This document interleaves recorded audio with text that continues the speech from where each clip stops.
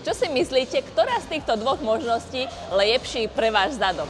Keď pridáte brutálnu rýchlosť a prepalujete zadok, alebo dáte menšiu rýchlosť, mohutné veľké kroky robíte a ešte do toho aj zakopávate. Prezradím vám, že ani jedna z tých dvoch možností nie je tá správna. Keď chcete nabrať svalovú hmotu na zadku, čiže chcete vytvarovať zadok, chcete mať zadok, tak začnete hlavne drepovať. Poď. Jo. Nezabúdajte na leg press. Robte hip thrusty. Nezabúdajte na abdukcie. Jo. Robte rumunské mŕtve ťahy. No a keď budete robiť všetky tieto cviky pravidelne, každý týždeň aspoň dvakrát, určite ten zadok budete mať a nevyhovárajte sa na genetiku. Čaute.